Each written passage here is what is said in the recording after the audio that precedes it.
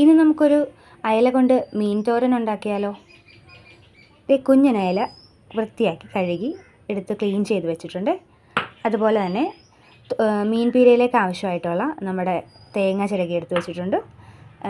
എരിവിന് ആവശ്യമായിട്ടുള്ള പച്ചമുളക്, ഇഞ്ചി, വെളുത്തുള്ളി, ഇത്രയും സാധനങ്ങൾ എടുത്ത് വെച്ചിട്ടുണ്ട്. അതുപോലെ തന്നെ കുറച്ച് ഉപ്പും മഞ്ഞൾപ്പൊടിയും കുറച്ച് പുളിക്ക് വേണ്ടി കുടംപുളിയും വേണമേ. ഈ എടുത്ത് വെച്ചിരിക്കുന്ന ഈ സാധനങ്ങളൊക്കെ ആവശ്യത്തിനുള്ള എരിവിനുള്ള പച്ചമുളക്, ഇഞ്ചി, വെളുത്തുള്ളി കുറച്ചിപ്പോൾ ചതച്ചാൽ മതി. ഇത്രയും സാധനങ്ങൾ നന്നായിട്ട് ചതച്ച് നമുക്കെടുത്തിട്ട് വരാവേ.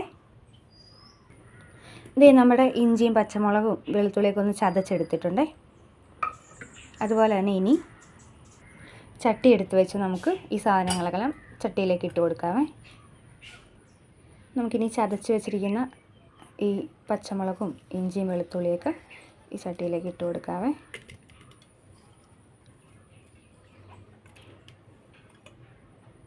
അതുപോലെ തന്നെ നമ്മുടെ എടുത്ത് വെച്ചിരിക്കുന്ന വെളുത്തുള്ളി. അയലയൊക്കെ ആകുമ്പോഴേ ഗ്യാസിൻ്റെ അസുഖമൊക്കെ ഉണ്ടാവുമേ. വെളുത്തുള്ളി നമ്മൾ കുറച്ച് കൂടുതലിടുന്നത് നല്ലതായിരിക്കും. അതുപോലെ തന്നെ എടുത്ത് വെച്ചിരിക്കുന്ന നമ്മുടെ കറിവേപ്പില,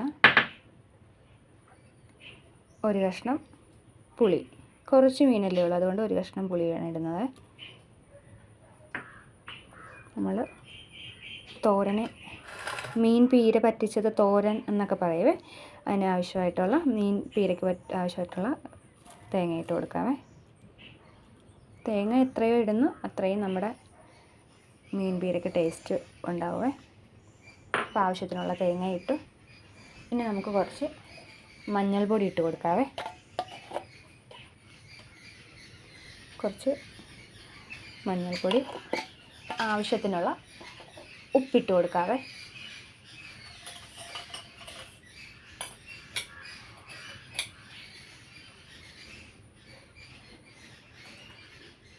പോരാത്ത ഉപ്പ് നമുക്ക് പിന്നീട് ഇട്ട് കൊടുക്കാവേ. ഈ ഇട്ടിരിക്കുന്ന സാധനങ്ങളെല്ലാം കൂടെ നന്നായിട്ട് നമുക്ക് തിരുമ്മി പിടിപ്പിക്കാവേ, യോജിപ്പിക്കാം. മഞ്ഞൾപ്പൊടി ഈ സമയത്ത് നമുക്ക് കുറവാണെങ്കിലും ഉപ്പ് നമുക്ക് കുറവാണെങ്കിലും കുറച്ചുകൂടി ഇട്ട് കൊടുക്കാം. തക്കാളി ഇടുന്നവരുണ്ട് ഇതിന്. ഈ മീൻ പീരയ്ക്ക് നമ്മളിപ്പോൾ ഇവിടെ തക്കാളി ഉപയോഗിക്കുന്നില്ല. ചില സ്ഥലത്ത് തക്കാളിയൊക്കെ ഉപയോഗിക്കുന്നവരുണ്ട്. നമ്മളുടെ ഇതെല്ലാം കൂടെ നന്നായിട്ട് തിരുമ്മി യോജിപ്പിച്ച് നമുക്ക് ഇതിലേക്ക് മീൻ ഇട്ട് കൊടുക്കാവേ. ഇത് നന്നായിട്ട് നമ്മൾ തിരുമ്മി യോജിപ്പിച്ച് വെച്ചിട്ടുണ്ട്. ഇതിലേക്ക് നമ്മുടെ കുഞ്ഞൻ അയലക്കുട്ടന്മാർ ഇട്ട് കൊടുക്കാവേ. മത്തി, ചെറിയ കൊഴുവ, അതൊക്കെ നന്നായിട്ട് ഇതുപോലെ പീര പറ്റിക്കാൻ പറ്റുമേ. നമുക്ക് കുഞ്ഞയില കിട്ടിയാലും വലിയ അയിലയാണെങ്കിൽ അതൊന്ന് ജസ്റ്റ് ഒന്ന് ഉടച്ചിട്ട് അതിൻ്റെ മുള്ളൊക്കെ മാറ്റി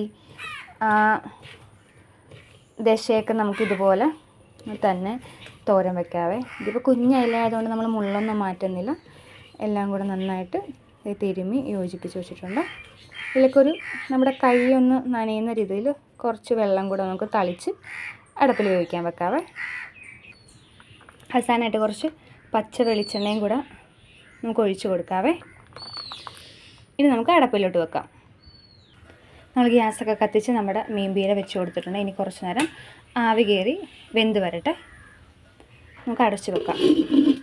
ഒരു 2-3 മിനിറ്റ് കഴിയുമ്പോൾ നമുക്ക് നന്നായിട്ട് തുറന്ന് ഒന്ന് ഇളക്കി കൊടുക്കാവേ. ഇത് നമ്മുടെ മീൻ പീര നന്നായിട്ട് വെന്ത് റെഡിയായി വന്നിട്ടുണ്ട്. അപ്പോൾ എല്ലാവരും ഈ റെസിപ്പി ചെയ്ത് നോക്കുക. ചെയ്ത് നോക്കിയിട്ട് നമ്മുടെ റെസിപ്പിയുടെ അഭിപ്രായം പറയുക.